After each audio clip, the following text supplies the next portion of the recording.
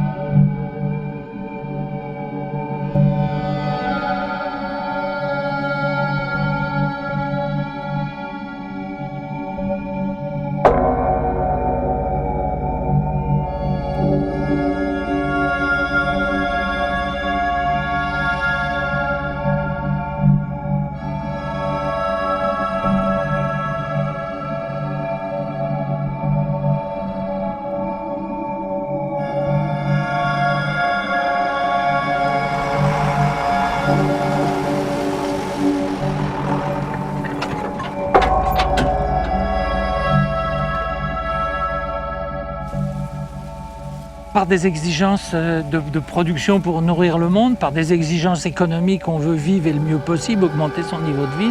Et on est pris dans cet engrenage, mais au point où on a poussé la logique jusqu'à un niveau où maintenant on a peur que ça détruise l'ensemble. L'agriculture consomme une énergie beaucoup plus que la planète en reçoit si on l'étendait de trop.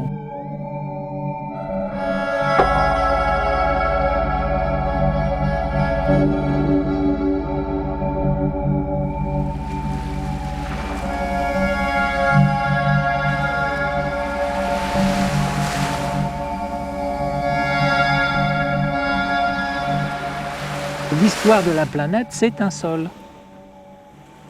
On parle bien du sol lunaire.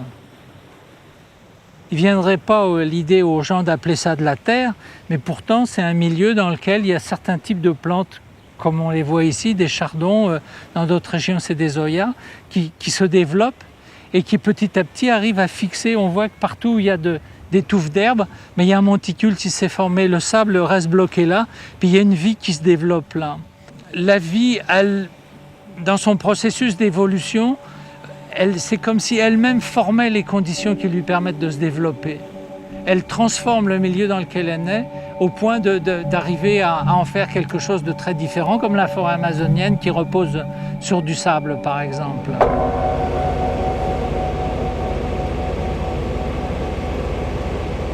Ce qui serait intéressant aujourd'hui, c'est de revisiter l'histoire des peuples par le biais de l'histoire de l'agriculture.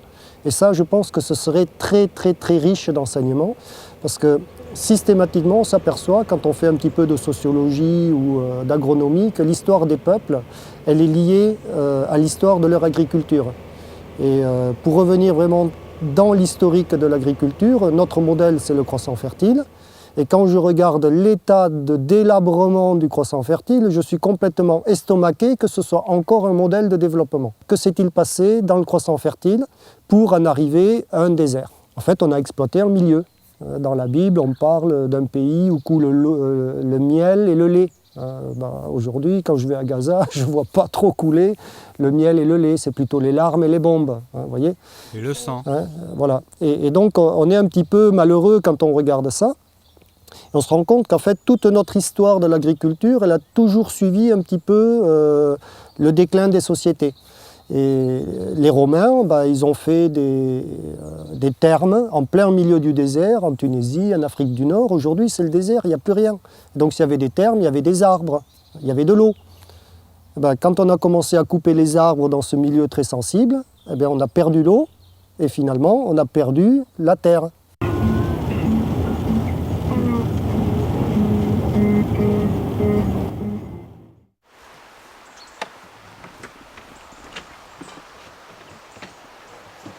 Si j'étais un travailleur du sol, je prendrais une bêche et je ferais ça, patiemment dans l'hiver, avec une manière consciencieuse, pour enfuir toute cette saloperie d'herbe qui m'emmerde. Et donc je prendrais mon sol et je le retournerais comme ça. Voilà. Puis ensuite, je ferai à nouveau ça à côté. Donc, on a inventé une multitude d'outils pour faire ce geste, dont l'outil qui paraît être le plus génial aux yeux de mon enseignant, c'est la charrue. Voilà ce qui se passerait. Donc, d'un sol très structuré, très apte à résister aux intempéries, je mets en surface un sol qui l'est beaucoup moins, et qui est, lui, par voie de conséquence, beaucoup plus facile à se disperser. Donc plus facile à éroder, plus facile à se dégrader. Donc le travail que j'ai fait là, qui s'annonce comme un travail, est en fait qu'un geste de destruction, quoi. Malheureusement, on l'a institutionnalisé, quoi. On a considéré que c'était l'élément qui permettait d'améliorer son sol, quoi. Et depuis la charrue, elle a quand même un paquet d'années maintenant, quoi. Ça fait un moment qu'on la bourre en long et en travers dans tous les coins du monde, quoi. Et avec des sols qui sont de moins en moins pourvus en matière minérale, qui sont suroxygénés, donc on brûle la matière organique, qui sont de plus en plus instables, plus la chimie par-dessus qui accélère les processus de dégradation des sols par d'autres phénomènes chimiques. Et donc on se retrouve avec des sols morts, inapte à résister aux intempéries. C'est la catastrophe, quoi. C'est la catastrophe. C'est la famine dans peu, quoi. Dans très peu. Si on continue comme ça, quoi.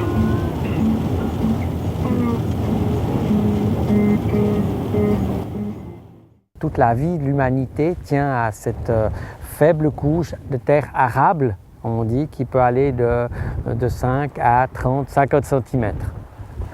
Ici, donc le sol qui est fait de deux choses, ce qu'on appelle le CAH, complexe argilo-humique. D'une part, il est fait de l'effritement de la roche-mère, donc vous avez le rocher, le caillou, le gravier, le sable, le limon, l'argile, on pourra voir toutes ces séquences, et puis dessus ce minéral qui lui-même est donc décomposé par le gel, par les conditions atmosphériques, va se décomposer les restes de la vie. Ça peut être des coquillages, ça peut être des excréments d'animaux ou des débris végétaux.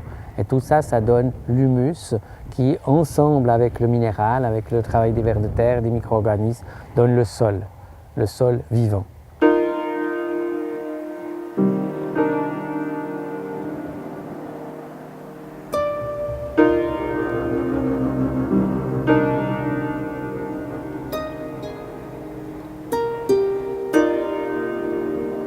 Aujourd'hui, Aujourd'hui, nos systèmes qui cassent le cycle, qui mettent les sols à nu, qui oublient de capter de la photosynthèse alors qu'il y en a toute l'année, et puis qui finalement détruisent le sol où est hébergée l'entité de recyclage, c'est-à-dire le sol vivant, eh bien, à un moment donné, ils font exactement l'inverse de ce que la nature nous enseigne tous les jours.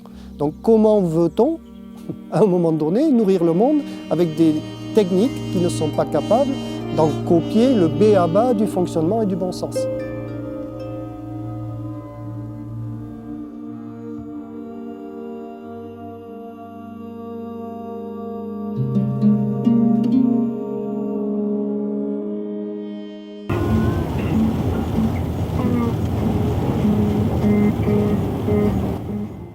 La question que je me pose en voyant cette motte de terre, ce bloc de terre, résultat d'un labour, c'est comment une graine peut germer sur une surface aussi lisse et comment la plante peut s'implanter et se développer facilement.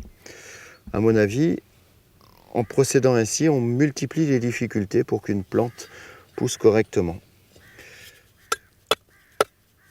Au sens propre du terme, c'est du béton. Pour arriver à rendre cette motte de terre semable, il va falloir 2 ou 3 passages de tracteur et on va compacter complètement le sol que l'on va travailler. Quand je dis que c'est du béton, on n'est pas loin. Et sur tout le volume est hyper compact. Dessous, on arrive à voir un petit peu d'enracinement des adventices qui étaient au bord du talus. Et voilà, toute la surface est compacte. Donc là, on a le labour de l'an passé, et là, on a le labour de cette année. La motte de terre a retourné, la zone de compactage de l'an passé est restée complètement intacte. 15-18 cm. Le compactage de l'an passé, on l'a remis en dessous cette année, on le revoit ici encore. Donc ça, c'est un travail qui a été fait quand même il y a plus d'1 an, et les stries sont restées comme si on avait un fossile vieux de plusieurs milliards d'années. C'est tout à fait impressionnant.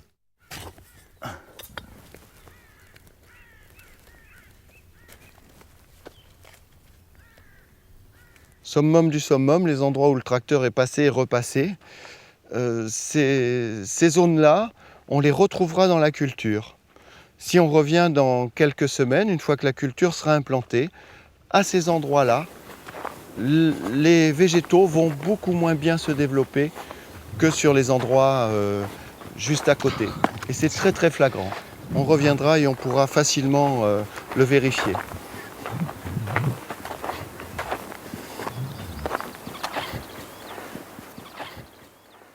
Voilà, sur l'arrêt du tracteur, à côté du passage du tracteur. Selon la formule consacrée, il n'y a pas photo. Alors là, on a l'exemple sur les traces du tracteur.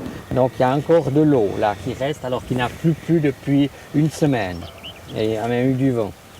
Alors on voit que tout de suite, vous voyez, ça tient. Il n'y a même pas de granulométrie là. On a quelque chose de compact.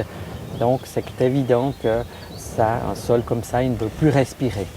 Forcément, ça amène l'humidité. Les limaces vont pouvoir, au lieu de devoir se réfugier dans les lisières, elles pourront rester dans les fissures du sol. Et puis, on voit aussi que les oiseaux sont venus boire, notamment le petit gravelat, des limicoles qui sont en migration. Ça, c'est l'antilimace qui, évidemment, va nuire après au hérisson, puisqu'on est dans une situation quand même de lisière de forêt. Donc de nouveau, vous voyez, on essaye de compenser quelque chose en imaginant qu'on va être attaqué. On n'a pas des conditions favorables. Alors la terre, elle dit quoi? Elle dit laissez-moi faire, je vais trouver une solution moi-même, mais il faut me laisser le temps, quoi.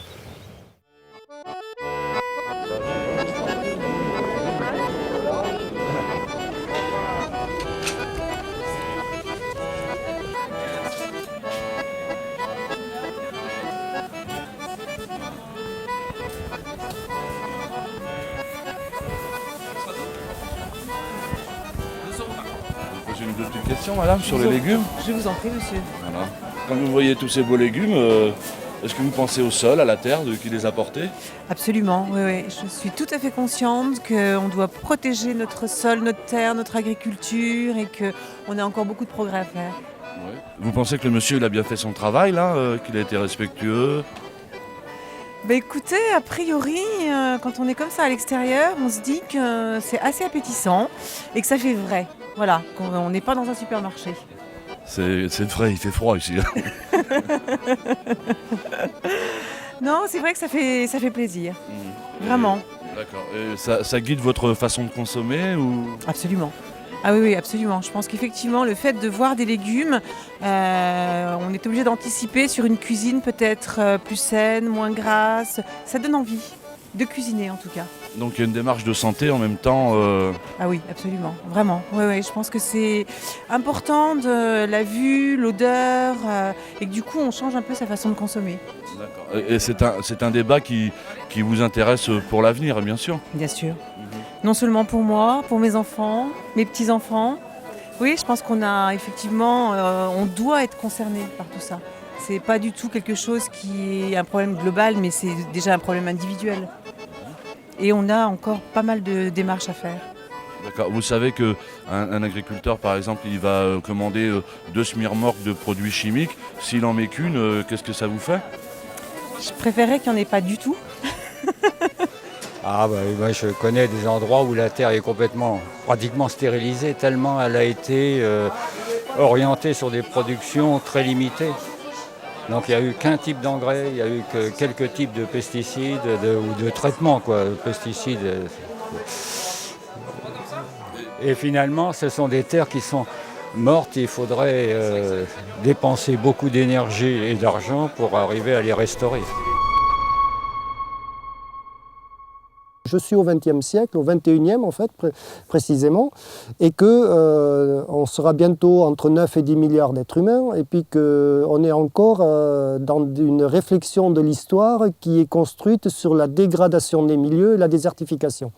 Et ça, c'est très très très inquiétant, parce que je ne vois pas comment je vais, moi, en tant qu'ancien agriculteur, arriver à nourrir ou contribuer à nourrir 10 milliards d'individus sur des schémas techniques qui paraissent peut-être erronés.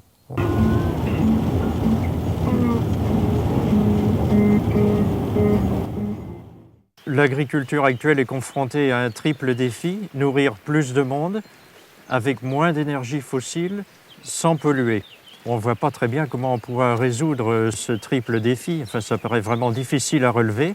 On nous propose actuellement ce que j'appellerais la voie moderniste, c'est-à-dire les logiciels d'aide à la décision, le guidage par satellite, le télégonflage, l'agriculture de précision d'une façon générale. Ce sont des choses intéressantes, il ne faut pas les rejeter, mais on peut légitimement douter de la capacité de cette agriculture moderniste à résoudre les problèmes qu'elle a elle-même en partie posés. On est en train de faire une analyse de terre pour voir quelle est la santé du sol. Donc on a été attiré par ce terrain depuis loin en voyant ces touffes d'herbe sur du terrain nu. Puis en se rapprochant, on découvre donc dans ce périmètre agricole où il y a les céréales, du colza, des prairies, on découvre qu'on est sur un ancien champ de maïs. Et puis on est dans une culture de betterave qui a très mal poussé, on la voit là, des plants qui ont beaucoup de peine.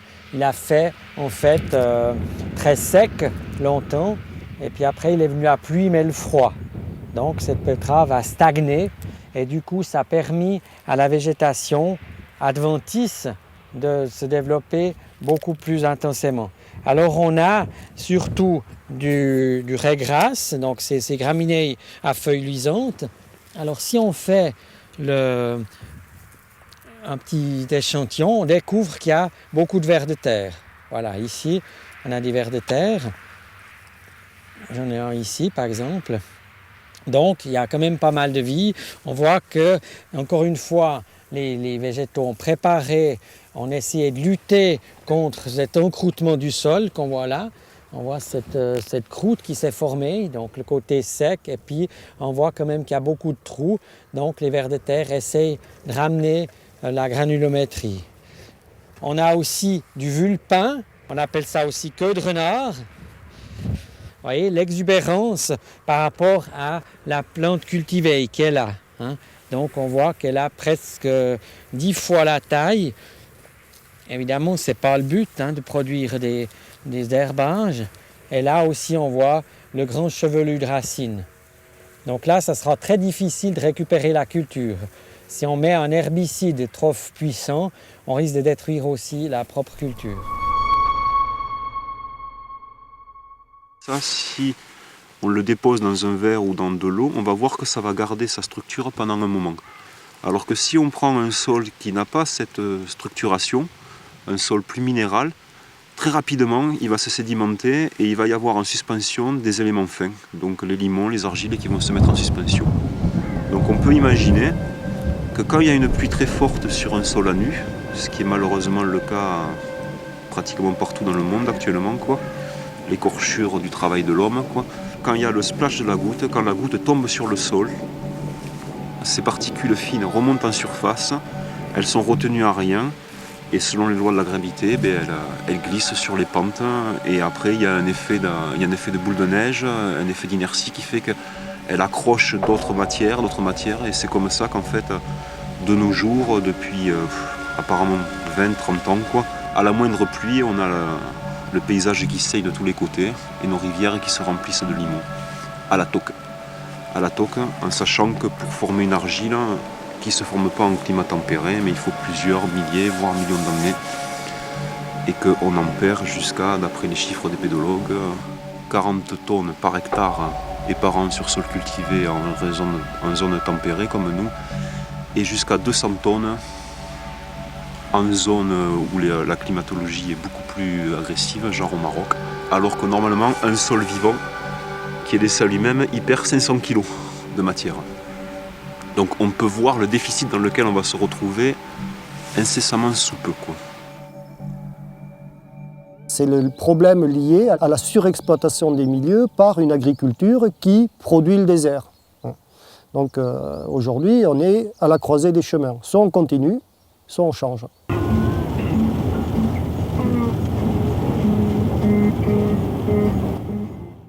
Moi, le beau premier, on est tous dans une misère noire.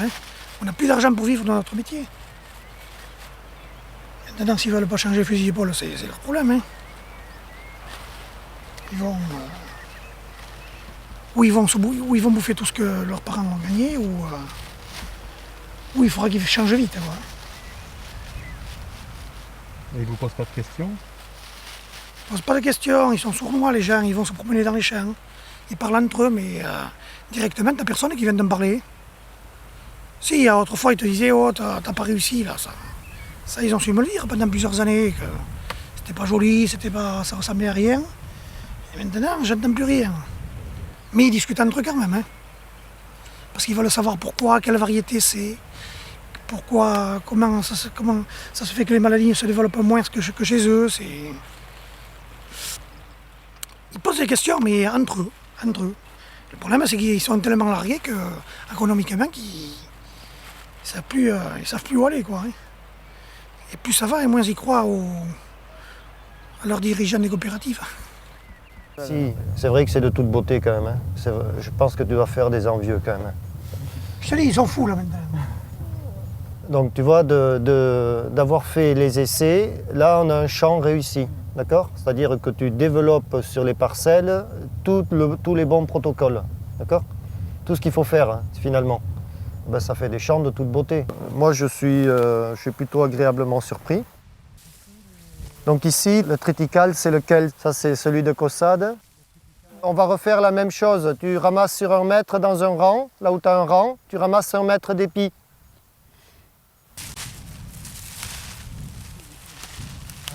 C'est dingue les coccinelles qu'il y a ici quand même. C'est de pire en pire. C'est une bonne chose. Oui, je suis très confiant pour l'avenir, moi. Très très confiant. Ce qui m'a surtout fait me décider, c'est que mon épouse a eu un cancer il y a quelques années et on a fini à l'Institut Bergonié à Bordeaux. Et là, on est arrivé à un étage où on a vu plein de petits gamins, là, tu sais, qui n'ont pas de cheveux sur la tête. Et à un moment donné, quand même, à force d'y aller, tu es obligé de demander et de voir les professeurs pour leur demander de quoi ça arrivait, de quoi ça venait. Et ils sont tous formels sur la chose, c'est qu'ils ont dit que ça vient essentiellement de la nourriture et de la pollution. Et quand tu vois des choses comme ça, tu n'as pas envie de continuer dans le système qui a été lancé depuis une 50aine d'années. Ça nous a profondément perturbés. C'est pour ça que je fais ça pour tous les petits, quoi. Tous les petits à naître et ceux qui sont déjà nés. Espérons qu'on arrivera à en sauver parce qu'ils ont averti qu'il y y avoir beaucoup de casse malheureusement. C'est comme ça. C'est dommage.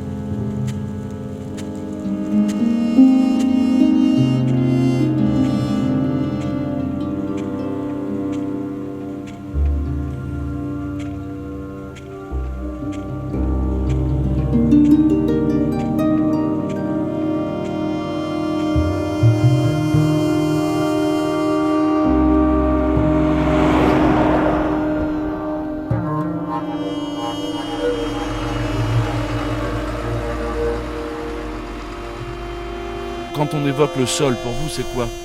Le sol, c'est la terre, c'est ce qu'on peut cultiver. Ça dépend de. Oui, enfin, le sol, c'est vaste comme. Ça a un sens. Le sol, ça peut être la matière, ça peut être là où on peut cultiver des fruits, des légumes, ou ça peut être. D'après vous, est-ce qu'il est nécessaire de labourer les sols? Oui, je pense que oui.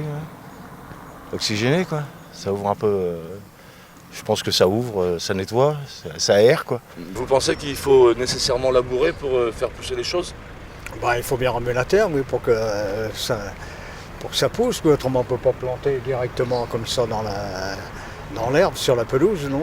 Sur le dessus, il y a comme une couche qui sèche ou qui peut. Oui, souvent elle sèche. Et quand on la retourne, ça fait une meilleure terre pour les cultivations et plein de choses comme ça.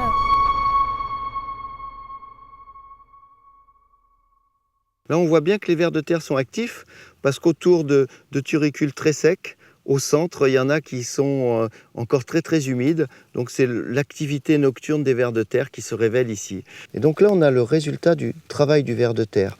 Voilà la structure que laissent les vers de terre derrière eux, embrassant tout le sol de la parcelle. Et à côté, le résultat du tracteur. Voilà. Et si j'essaie de le casser, je n'y arrive pas. Tellement c'est dur et compacté. Et là, le travail du ver de terre. C'est gratuit, ça ne coûte rien à l'agriculteur. Le travail se fait pendant la nuit, pendant que l'agriculteur se repose. Et là, il dépense beaucoup de temps et d'énergie pour avoir ce résultat-là. C'est quand même...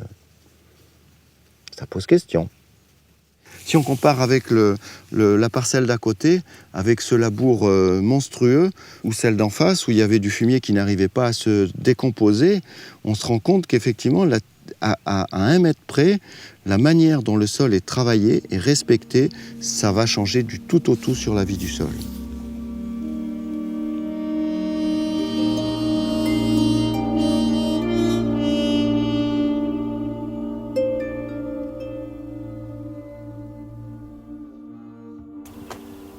Il faudrait qu'on arrive à réfléchir notre agriculture en se disant que les sols tels qu'on les connaît, ils nous ont été proposés par la forêt, on les a trouvés sous la forêt. Que nous disent les arbres dans la forêt? Le sol, il est tout le temps couvert. Il capte de l'énergie le plus possible. Quand les feuilles sont tombées, il y a encore des plantes vivaces au sol qui captent de l'énergie en hiver.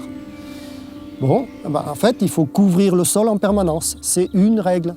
Le mot clé pour la terre, c'est couverture.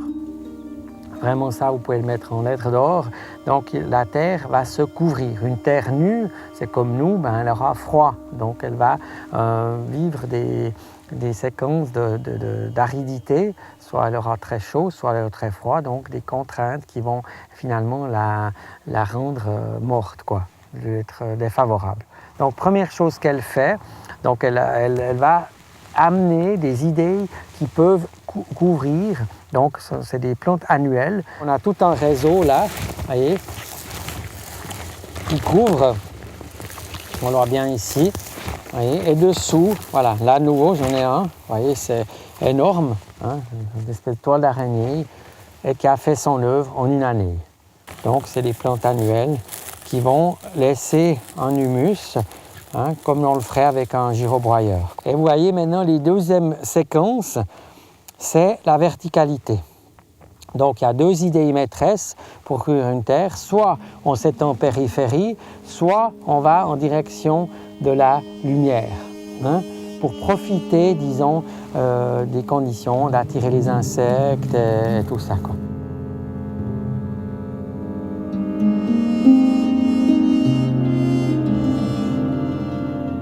On n'est pas sans savoir que quand on retourne le sol, tous les organismes qui vivaient à la surface se retrouvent donc enterrés, et vice-versa, tous les organismes qui vivaient à 30 ou 40 cm de profondeur se retrouvent à la surface. C'est un peu comme retourner l'habitat de l'homme. Est-ce que cela vous choque ?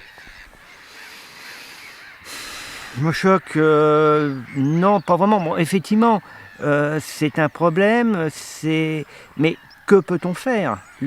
Est-ce qu'on peut arriver à nourrir les gens sans aucun labour ? J'y crois pas trop.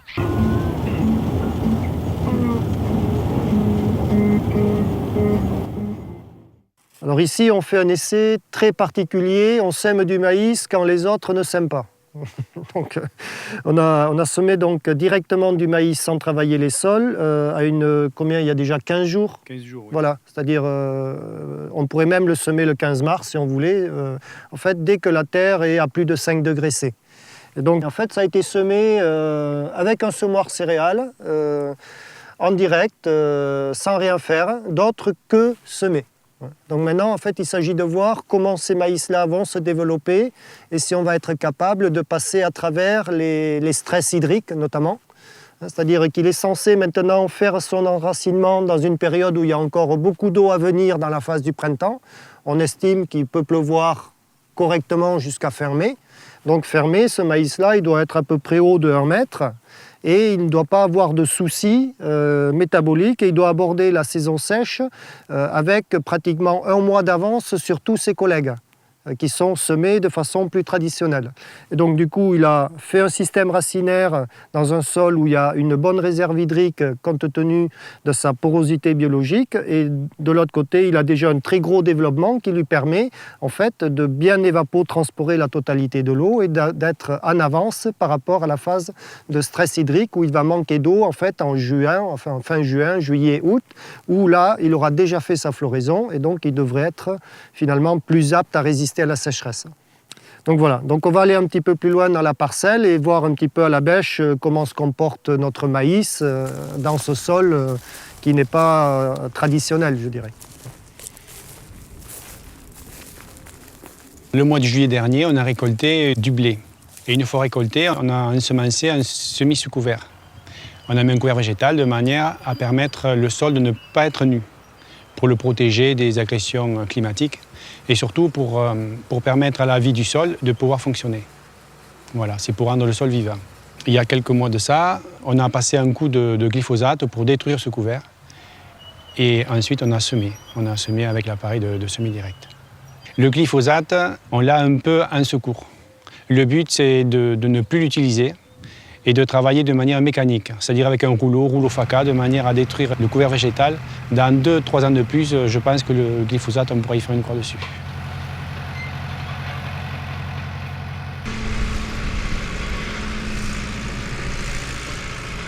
L'engrais, cette année, on a acheté un semi-remorque de moins. Et donc, on va dans le bon sens. Et à terme, nous espérons bien arriver à retrouver l'équilibre parfait entre la faune et la flore, de manière à ne plus utiliser du tout de pesticides et ni d'engrais. Si on avait gratté, on aurait détruit toute la vie du sol, toute la vie microbienne, et on aurait créé aussi de l'érosion. On aurait asséché le sol, on aurait créé des milieux favorables aux mauvaises graines. En ne travaillant plus du tout le sol, avec ces techniques culturales, on permet d'éviter tous ces phénomènes. Économie d'eau, économie de pesticides, économie d'engrais, de lessivage et j'en passe. À la fin du 19e siècle, on comptait en France environ 5 millions d'exploitations agricoles. À la fin du XXe siècle, 100 ans plus tard, on en comptait à peu près 500 000.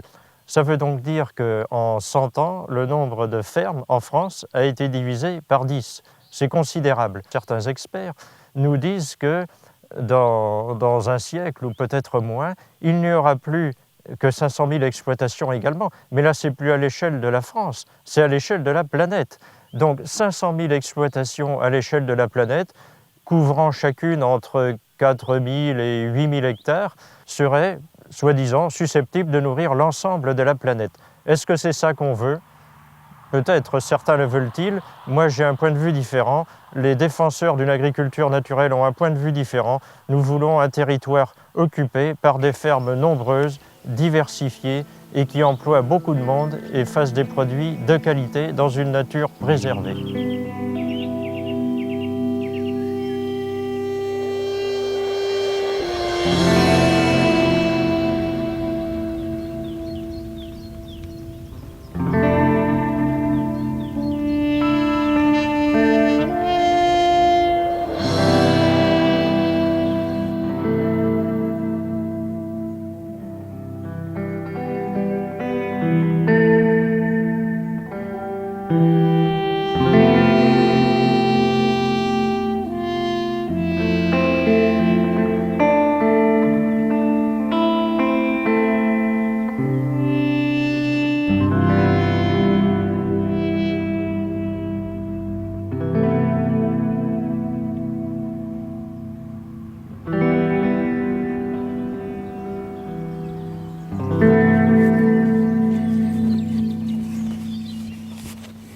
Normalement, j'aurais dû pailler à l'automne et planter maintenant. On est début avril.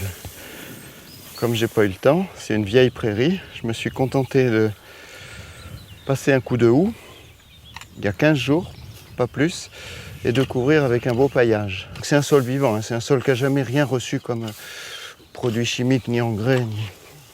Donc là, je suis sûr d'avoir un sol vivant. C'est pour ça que je peux me permettre de faire ce genre de pratique. Je sais que le temps de la culture de la pomme de terre, le sol va digérer tous ces restes de prairies, y compris les racines d'ortie.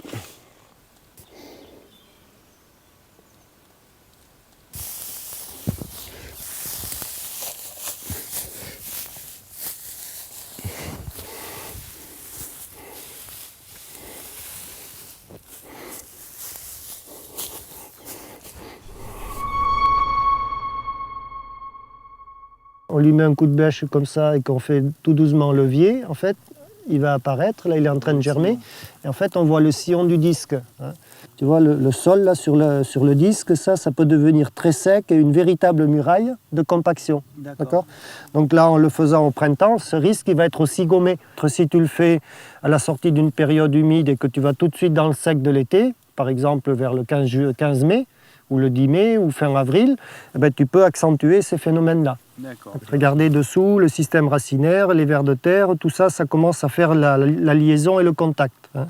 Mais on a une espèce de semelle. Et cette semelle, elle peut être dure comme du béton si elle est mal gérée. Donc ce qu'on conseille aux agriculteurs, c'est que la graine doit être posée sur la partie en dessous. Hein. Donc là, c'est plutôt bien fait, puisqu'on voit que les graines de maïs sont posées en dessous. Hein. Et donc là, la zone, on a semé correctement à bonne profondeur, on est à 1 cm, la graine touche le sol et c'est pas mal. Hein. Alors autre chose qui est assez caractéristique, c'est ici, hop, voilà le système racinaire qui est vivant, et tout de suite près de ce système racinaire qui est en train de se mettre en place, on a des échanges avec la rhizosphère, et notamment ici un ver de terre, hein, qui vient s'alimenter sur de la sève qui commence déjà à être échangée dans la zone de la rhizosphère et qui s'installe là. Et en fait, ce qui est important, c'est qu'on ait toujours une plante vivante sur le sol, parce que plus elle sera vivante, plus elle va échanger avec la rhizosphère, plus vous aurez d'êtres vivants, hein, et plus vous aurez un potentiel de biodiversité accru. Hein, donc l'idée, c'est de ne pas le détruire et de systématiquement capitaliser dessus. Quand on défait les mottes, regardez l'activité biologique, il y a un ver là, il y a, en fait, sur ce petit carré, il y a déjà 2 petits vers de terre. Hein, donc on va dire, c'est plutôt pas mal. Donc en fait, ce maïs-là, il est capable de plonger très profondément dans un sol non travaillé. Donc il n'a aucune difficulté. Et ce qui nous intéresse maintenant, c'est de garder l'humidité là-dedans. Donc la motte ici, elle est, quand on la prend, en fait, elle est toute noire. Et en fait, c'est des mottes qui ne sont absolument pas compactées parce qu'en fait, elles sont pleines de radicelles. D'accord ? Donc les racines font leur effet, elles viennent se nourrir dans la microporosité biologique du sol. Et dans cette motte-là, j'ai la moitié de vide. Et donc ce vide, il est plein d'air et plein d'eau. Donc ce maïs-là, il va rigoler très vite. C'est-à-dire que dès qu'il va avoir installé correctement son système racinaire, il ne devrait plus craindre la sécheresse.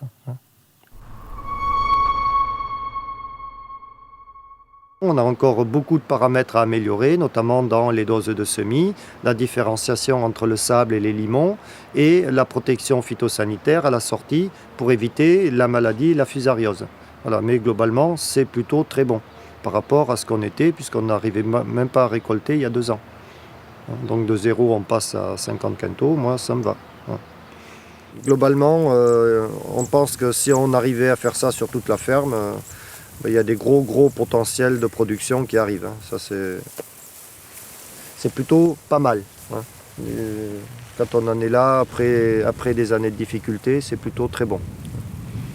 Mais de bien piloter l'azote, ça a l'air important. L'air que l'on respire est constitué de 79% d'azote en gros, et puis de 19% d'oxygène et de gaz dits rares. Ces 79% d'azote font que sur un hectare de terre, cultivée ou non d'ailleurs, on trouve au moins 75 000 tonnes d'azote. C'est un peu idiot d'aller en acheter chez les fournisseurs. Dans le sol bien structuré, il y a de l'air, cet air contient de l'azote, et ces bactéries qui vivent dans les racines des plantes, dans des petites boules qu'on appelle les nodosités, sont capables de fixer cet azote. Elles en donnent, par le biais de mécanismes particuliers, une partie à la plante qui en échange leur donne de l'énergie. Ces plantes-là font partie, entre autres, de la famille des légumineuses. Et si on observe le terrain ici, on voit que des légumineuses, il y en a. Par exemple, du mélilo. Ce mélilo qui a été cultivé comme engrais vert et dont voici un plan qui a été arraché par les outils de travail du sol. Ce mélilo possède à la surface de ses racines des petites boules qu'on appelle des nodosités. Alors celles-ci sont toutes petites, on ne les voit pas à l'œil nu, mais avec une loupe, on peut les distinguer. Cette racine de mélilo, qui est déjà longue, voici sa longueur, enfin la longueur qui a été extraite du sol, parce que dans le sol elle était certainement beaucoup plus importante, elle a été cassée, eh bien cette racine porte donc ces fameuses nodosités qui contiennent des bactéries qui fixent l'azote qui se trouve dans l'air du sol. Donc une des pistes évidentes pour une agriculture naturelle et productrice, eh bien c'est de cultiver des légumineuses. Voilà, ça fait un petit mois qu'on a planté les pommes de terre. La puissance des jeunes pousses fait qu'elle a traversé le paillage toute seule. À côté, on retrouve les orties. Vous vous souvenez qu'on avait laissé les orties sur place. En jardinage conventionnel, on aurait eu peur, on aurait dit c'est pas possible, si on laisse les racines, elles vont repartir. Elles sont effectivement reparties, mais regardez les pousses. Rien, c'est vraiment minable. Et si on continue de les déranger, c'est ce qu'on va faire, et on va recouvrir aussi, lorsque les feuilles de pommes de terre auront 10 ou 15, 20 cm de plus, on va recouvrir d'un niveau paillage, et on va complètement étouffer ces racines. Regardez à côté, la même plante, l'ortie, où là il y a eu beaucoup moins de paillage, elle est beaucoup plus vigoureuse. Mais sous un paillage épais, il n'y a pas de problème, ça suffit largement à étouffer toutes les, entre guillemets, avec beaucoup de guillemets, ces fameuses mauvaises herbes. Je mets beaucoup de guillemets, pourquoi ? Parce que cette ortie, c'est un vrai concentré de nourriture pour la pomme de terre. Elle va apporter énormément d'azote. Ses racines vont apporter des éléments nutritifs aussi qui vont renforcer la plante et qui feront qu'elle sera beaucoup plus résistante aux maladies. Je suis exploitant forestier et je m'étais rendu compte depuis longtemps que quand on avait des soucis en agriculture, suite au mauvais temps et tout ça, je partais travailler en forêt. En forêt, il n'y avait pas de problème. On arrivait à rouler sur les sols, on arrivait à avoir des plantes magnifiques et le souci, ça a été de savoir pourquoi. Pourquoi on veut copier le modèle forestier? Tout simplement parce que chez nous, sous nos climats, l'aboutissement du modèle forestier, c'est le climax. C'est-à-dire, c'est le biotope le plus équilibré qui soit. C'est-à-dire que si on laisse une parcelle de terre, quelle qu'elle soit, à l'abandon entre guillemets, si on laisse la nature faire les choses, la nature va mettre en place sur ce sol, comme ici, sur un sol qui a subi la déprise agricole, va implanter une forêt. C'est l'aboutissement du cycle vital dans nos régions. Et c'est cet aboutissement qui est super aggradant. Alors que l'agriculture, telle qu'on la pratique aujourd'hui, avec toutes ces machines et tout ça, et ces insecticides et pesticides, est dégradante, la forêt, elle, a un schéma aggradant. C'est-à-dire qu'elle construit le sol. Là où nous détruisons le sol, la forêt construit un sol nouveau, enrichi en humus, puis en terre arable, régulièrement, ce même biotope. On peut imaginer qu'ici, au début du XXe siècle, les agriculteurs avaient atteint la roche-mère, ils ne produisaient plus rien, d'où l'abandon de cette parcelle. 80 ans après, on a 10 à 15 cm de bonnes terres qui ont été reconstituées uniquement par la forêt, c'est-à-dire par les brindilles de bois vertes qui tombent quand il y a une tempête, le bois mort qui tombe en fin de saison, les feuilles mortes, etc., etc. Tout cet apport de matière organique qui, décomposé sur place, sans enfouissement, est venu reconstituer ce qui demain pourrait nous permettre à nouveau de cultiver des légumes, des fruits ou des céréales.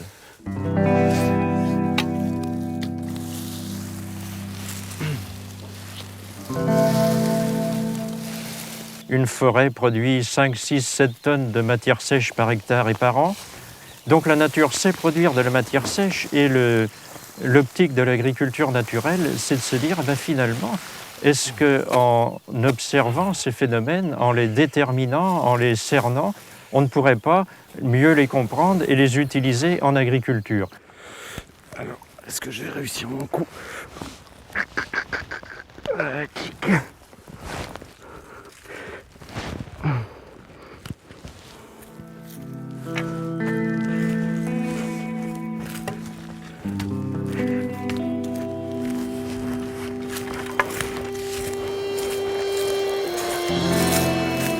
Dans un sol, il y a deux grandes entités vivantes. On va dire les insectes et les vers de terre, qui sont, je mettrais ça dans le même panier. Ce sont des mangeurs de cellulose, des individus qui fragmentent de la cellulose. Et on a une autre très grande entité qui est tout aussi indispensable, qui sont les champignons, qui eux sont des mangeurs de lignine, tout simplement. Et donc, un sol équilibré, c'est un sol qui a en même temps de la lignine et en même temps de la cellulose. Et donc, la lignine pour les champignons, la cellulose pour les insectes et les vers de terre. Qu'est-ce que la lignine? C'est la macromolécule structurelle du végétal. C'est-à-dire, quand on dit par exemple un végétal est ligneux, ça veut dire qu'il a une structure rigide qui lui permet de pousser verticalement. Hein, donc c'est ce qui fait la rigidité du végétal. De l'arbre ou de l'arbuste ou même des tiges de paille, des céréales. Donc c'est une macromolécule complexe mais qui ne contient pas d'azote et qui est très difficile à casser par les organismes vivants, hein, puisque elle est solide, elle est orientée de telle manière dans l'espace que bon, il y a que les champignons qui ont des enzymes qui sont adaptées pour casser cette macromolécule, pour en faire des molécules plus petites et qui sont ensuite qui puissent être ensuite attaquées par d'autres micro-organismes comme les bactéries. Donc à l'origine de la décomposition de tous les déchets végétaux, il y a les champignons. On voit ici un petit départ de mycélium blanc, de champignons. Et tout ça, c'est dû à cette matière organique qui est tombée. Là, il y a plein d'araignées partout, il y a plein d'insectes. Ce bois, dans 2-3 ans, il n'y en aura plus. Les feuilles sont tombées dessus. On a une formation de litière qui elle-même va donner de l'humus. C'est ce modèle-là que l'on essaye de reproduire en agriculture.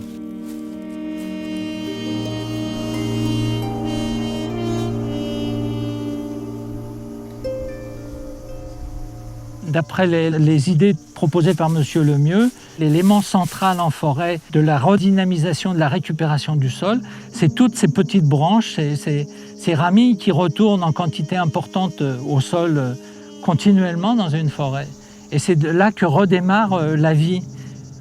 Ici, on est dans un coteau assez pentu, une jeune vigne, et sur le haut, il y avait un problème d'érosion. Il se formait un fossé d'érosion. Et un peu par hasard, le propriétaire qui voyait des gens qui faisaient de l'élagage, on a demandé à ce qu'on lui porte les produits de l'élagage dans son trou d'érosion. Et dans les mois qui ont suivi, il trouvait qu'il y avait des réactions inhabituelles de la vigne, elle était beaucoup moins sèche, etc., que les autres plantes plus jeunes.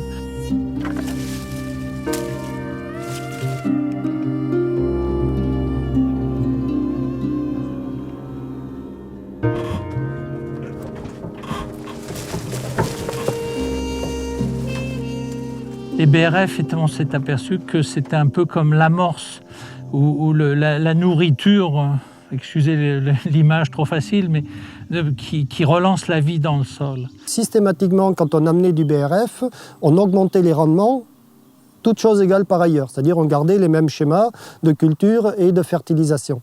Donc ça voulait dire que cet ajout de matière organique jouait vraiment quelque part. Connaissez-vous le BRF? Non, je ne connais pas le BRF. Donc c'est le bois raméal fragmenté. C'est les rameaux des arbres qui est passé un broyeur, coupé un petit morceau pour accélérer sa décomposition. Et sitôt qu'il est broyé, on le dépose en surface sur le sol à raison de 2-3 cm pour la première application, pour booster les sols. D'accord, je connais donc le procédé. La première fois que j'avais vu ceci, c'était en Hollande. J'ai vu et je trouvais ça extraordinaire. Nous, on brûlait, et moi en Hollande, quand je les ai vus avec leurs machines à broyer et tout ceci retournait autour, j'ai trouvé ça extraordinaire. Quand on regarde sur leur polder, il y a beaucoup d'endroits où c'est uniquement du compost qui est fait comme ça, qui ramène la culture. Ici, on voit l'action du BRF. Donc il a 1 an, ce BRF. Et on voit la qualité du sol, comment il est. Il est a priori gavé de matière organique. Certainement humifère parce qu'elle a vachement évolué. Il faut savoir qu'au départ, c'était des morceaux de bois gros comme ça, à peu près. Et que l'on voit en 1 an et demi, on se retrouve avec que des petits morceaux de bois. Ça veut dire que ça a été vachement attaqué par la vie. Et donc le travail sur le BRF nous permet de repositionner le débat autour de la lignine et que sans doute la nutrition et la fertilité d'un sol ne seraient liées qu'au retour de matière organique potentiellement possible. Et donc ça passe bien par une augmentation des rendements de la photosynthèse, la réintroduction des plantes géantes et de plantes qui produisent des produits ligneux. Donc un mariage avec les arbres, mais sans doute avec les feuilles, puisque la feuille c'est moitié-moitié de cellulose et de lignine. Mais c'est aussi des pailles qui sont riches en lignine, quelque part.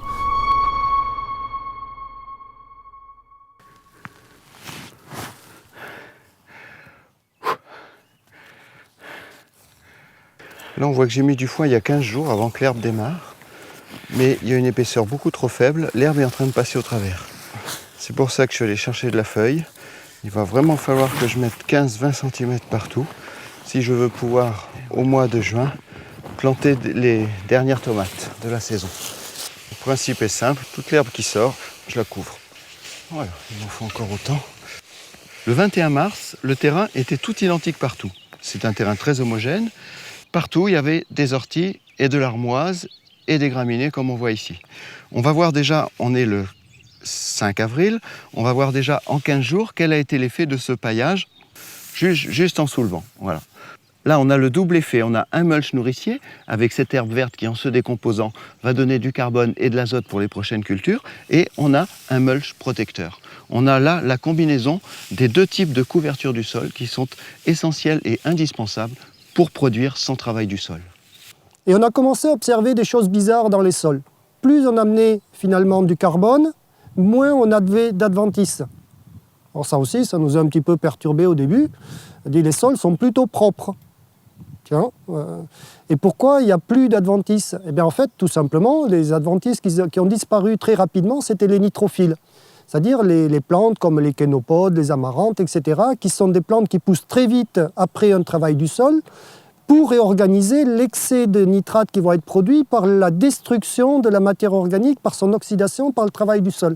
Et donc, fatalement, quand je travaille le sol, je fais une telle grosse erreur, une telle grande bêtise, que finalement, le premier système que la nature a pour corriger mon erreur, c'est de faire pousser une mauvaise herbe. En fait, ce n'est pas une mauvaise herbe, c'est une plante qui est très adaptée au dossier, qui est une plante qui va tout de suite organiser l'azote libre en excès dans la solution du sol. Et donc, fatalement, on s'est rendu compte que dès qu'on a arrêté de travailler les sols et qu'on a amené beaucoup de carbone, eh bien, on n'avait plus toutes ces mauvaises herbes nitrophiles qui étaient présentes, puisqu'elles n'avaient plus rien à faire. Donc, elles ne poussaient plus. Et du coup, on avait désherbé grâce à un pilotage différent de nos systèmes agricoles. Alors on a continué un petit peu à observer tout ça, et tout d'un coup, la totalité de nos stratégies de désherbage vole en éclats. Mais je ne vous dis pas, c'est un véritable tremblement dans le petit cercle d'agriculteurs initiés qui ont commencé à s'intéresser à ça. Donc ça veut dire que dans nos terres agricoles, il y a un gros stock de graines en attente. On a coutume de dire au moins 10 000 au mètre carré. 10 000 au mètre carré, une partie est morte. Lorsqu'on enterre les graines en profondeur, une partie meurt, mais il y en a une partie qui reste vivante, facilement les 2/3. Sur ces graines qui sont vivantes, une partie est en dormance dite physiologique. Ce sont des graines dont l'horloge interne commande de lever dans 6 mois, dans 6 ans ou quelquefois dans 6 siècles. Chaque graine a son horloge interne particulière. Et puis d'autres sont en dormance imposée.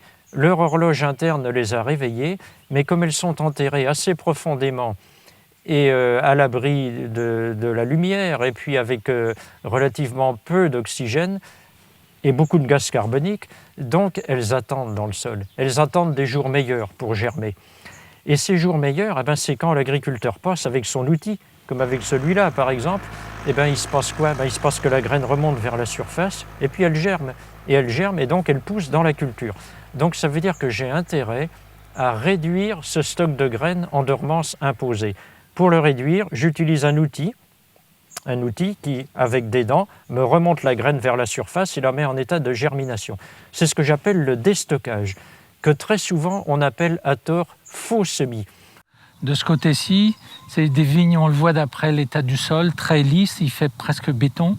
Ce sont des vignes qui sont désherbées chimiquement. C'est le travail du vigneron, c'est déjà de la guerre à l'herbe le plus possible pour la compétition sur la vigne. C'est un problème difficile en bio parce qu'il y a le même raisonnement de ne pas avoir d'herbe. Mais là, comme on n'a pas les produits pour contrôler l'herbe, c'est contrôle mécanique, plusieurs passages dans l'année. Dans des conditions comme ça, c'est assez difficile. Il y a certaines herbes qui sont certainement favorables à la production associée à la vigne, par les produits qu'ils libèrent, par la biodiversité qui s'installe sur ces herbes-là. Ils peuvent être le refuge à des prédateurs, ils peuvent avoir des influences dans le sol qui sont bénéfiques à la vigne.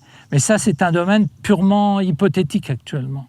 C'est très raisonnable de le penser, maintenant il faut aller le démontrer et après, à partir de là, élaborer des pratiques et des comportements. Les mauvaises herbes, ça n'existe pas. Il y a des plantes qui poussent, qui vivent leur vie et point final. On parle d'herbes mauvaises, nous, en agriculture, parce que on cultive et que ces plantes nous gênent. Donc on dit qu'elles sont mauvaises parce qu'elles nous gênent. On parle quelquefois d'adventice. C'est mieux, c'est déjà moins négatif. Mais c'est pas bon non plus, parce que l'adventice, ça vient d'un terme latin qui est advenire. Advenire, ça veut dire qui vient de l'extérieur vers l'intérieur. Qui, dans un champ, vient de l'extérieur vers l'intérieur? C'est la culture. Les cultures en général viennent, pour le blé par exemple, sans doute du Moyen-Orient. La plupart des plantes que l'on cultive chez nous, en Europe, et en France en particulier, viennent d'ailleurs. La plupart des plantes sont en fait des adventices. Nos cultures sont des adventices.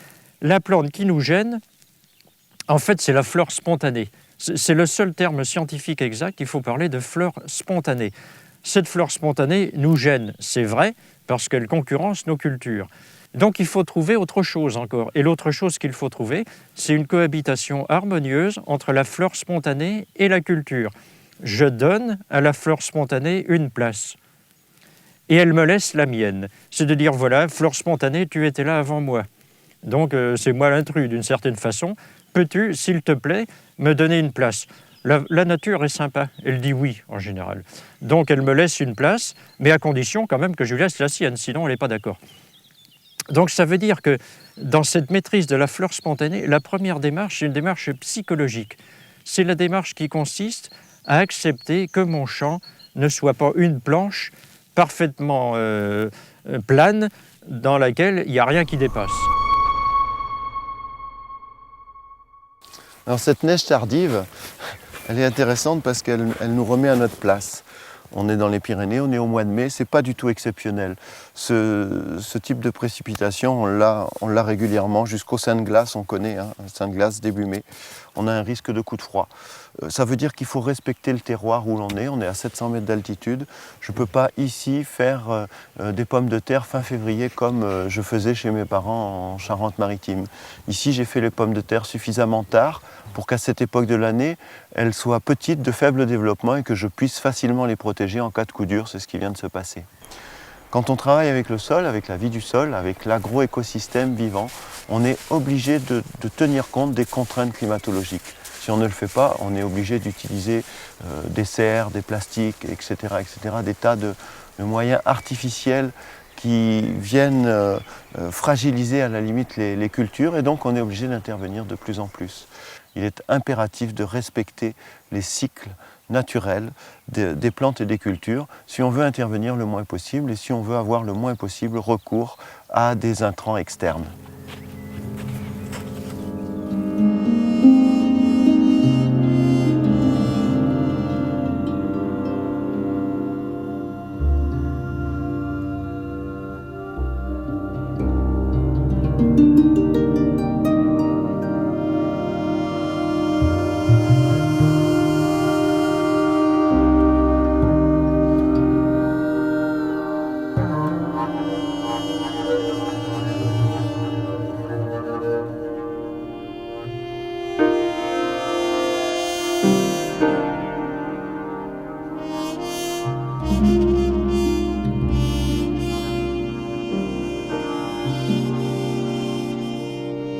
Ah, celle-là, elle est finie, hein. Regarde. On voit bien qu'il est bien rempli partout. Ouais, la graine est toute homogène. Le diamètre est pas mal, ça fait l'empan de main, quoi. Ouais, ça fait plus de 20-25 de diamètre. Ça fait bon, la petite poêle, quoi. C'est assez impressionnant, ouais. C'est bon, là.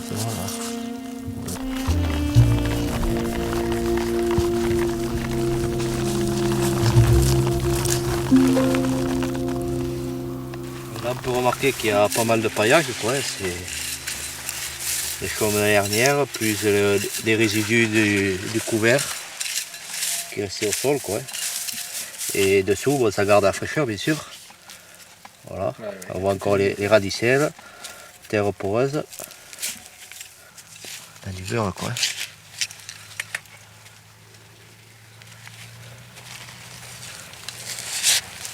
Bon, encore, on voit encore les fentes, là c'est dû au coup de disque du...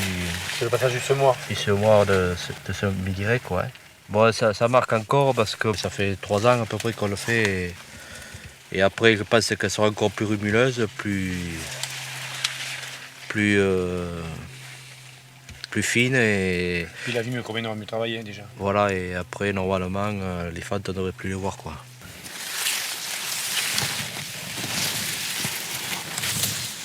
Vu les hauteurs. 2,50 m. Près de 3, oui. 2,80 m, même certains 3 là-bas. Ouais. Ah non, il est assez. Une fois qu'on rentre un peu à l'intérieur, on ne se voit plus. Et puis on n'a pas du tout irrigué. C'est ça le. Pas du tout d'irrigation. On voit que la structure est rumuleuse, quoi. C'est assez frais, quoi. Pas d'irrigation du tout. Rien. Et nos voisins, ils sont à 2 tours actuellement. Ils ont dû faire 2 passages.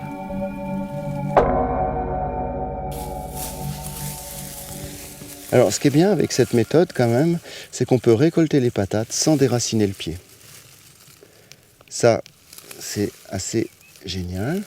On récolte les grosses patates. Et là, vous voyez, il y en a une toute petite, là. Si jamais le pied n'est pas dérangé, les fanes sont encore vertes, qu'il n'y a pas de maladie, et a priori, il n'y a pas de raison qu'il y en ait, mais le pied va continuer de pousser. Et ces petites patates, je viens dans 15 jours, je les aurai de cette taille-là. C'est très très pratique parce que du coup on peut récolter des pommes de terre nouvelles très tôt en saison sans compromettre la récolte finale. Avant, dans les méthodes classiques, quand je récoltais des pommes de terre nouvelles, j'arrachais le pied, je prenais tout ce qu'il y a, j'avais des toutes petites patates et puis c'était fini, la vie du pied était finie. Tandis que là, j'ai 4 belles patates, j'ai déjà 500-600 grammes de pommes de terre et je pourrais faire une récolte ultérieure. Et donc lui, je vais l'arracher complètement. Voilà. Ouais, regarde, tu vois. Donc là, on a la vieille patate, la pomme de terre qu'on a plantée au printemps. Donc je viens de prélever tout ça. On pesera tout à l'heure, mais je suis sûr qu'on n'est pas loin du kilo de pommes de terre. Et il y avait encore 1, 2, 3, 4, 5, 6, 7, 8, 9, 10, 11, 12. Et puis celle-ci qui était aussi toutes des embryons, au moins une quinzaine de pommes de terre que j'aurais pu récolter encore d'ici 15 jours, 3 semaines.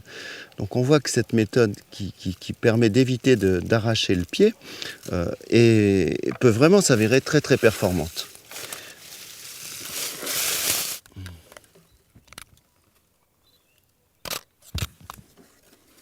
On fait des essais, on apprend tous les jours, et c'est ça qui est quand même passionnant dans cette histoire, c'est qu'on est à la recherche des solutions de demain.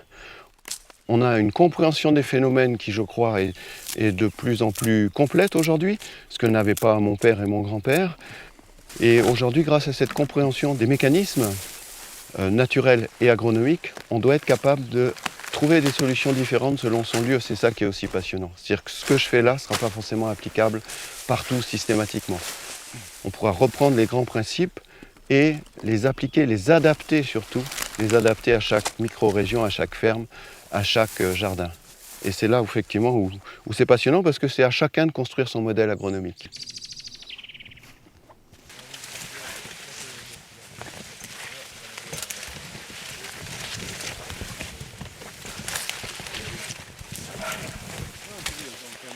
Fais attention de ne pas casser le racinage. Voilà les vrais travailleurs. Il vaut mieux un animal comme ça qu'une charrue. Mais tu le tiens, papa, là. Vas-y, continue. Non, mais tu veux l'arracher, là. Non, mais si, il faut le déterrer quand même. Hein. C'est friable, il faut voir, c'est incroyable. Mais il est ça verticalement, quoi. Si, là, continue là, sur le côté là. Non, mais fais levier doucement pour avoir le maximum de racines. Voilà. Qu'est-ce que l'on voit là? Ben voilà. Toutes les racines sont droites, c'est formidable. Il n'y a aucune contrainte de quoi que ce soit. Pas de semelle. Elle est droite et on voit toutes les radicelles. Dessus. Ce qui est important, c'est que les racines sont bien droites. C'est surtout ça qui est important. Ça veut dire que la plante, elle n'a pas de peine à descendre. Pour aller chercher l'eau qu'elle a besoin. Voilà, comme ça, vas-y. Vas-y, tu le tiens là. Essaye de ne pas l'éclater. À 25 cm. Bon, ça, c'est incroyable. Oui. Voilà. Mais il faut essayer. Là, c'est droite. Voilà. Comme ça. Bien droite. Voilà. Allez, ta mèche. Voilà.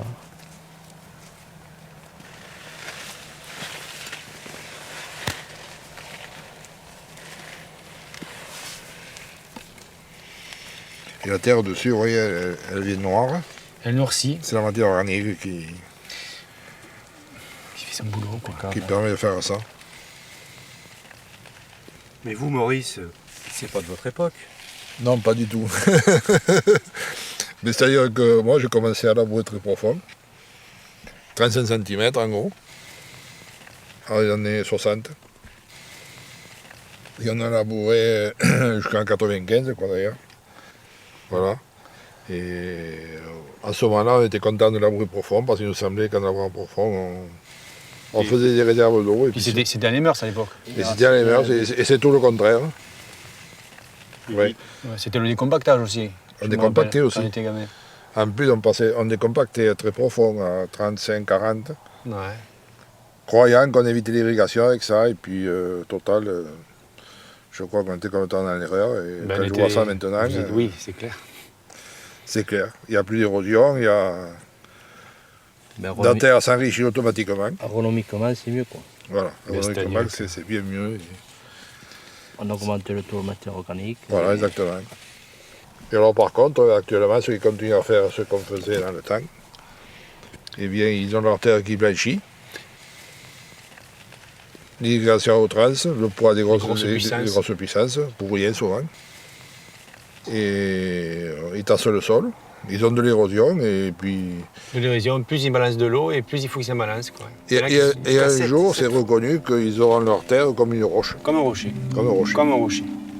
Ils pourront mettre de l'engrais, de l'eau, il n'y a rien qui poussera. Et la terre devient hétérogène parce qu'ils remontent la terre du sous-sol pour avoir matière organique et il y a des zones blanches, des ronds. Quoi. Et la fertilité du sol disparaît. Plus de vers de terre, plus de micro-organismes, tout est mort. Il faut le sol vivant. Si on n'a pas le sol vivant, on perd tout. On perd la matière organique, on perd tout. Au moment où on commence à considérer la Terre comme un organisme, exactement comme notre propre corps, à ce moment-là, on commence à comprendre comment elle peut fonctionner. Et c'est vraiment d'intégrer l'ensemble de ces moyens d'expression. C'est en intégrant tout ça qu'on arrivera à solutionner tous les problèmes de désertification, de famine, les grands enjeux qui nous attendent au cours de ce XXIe siècle.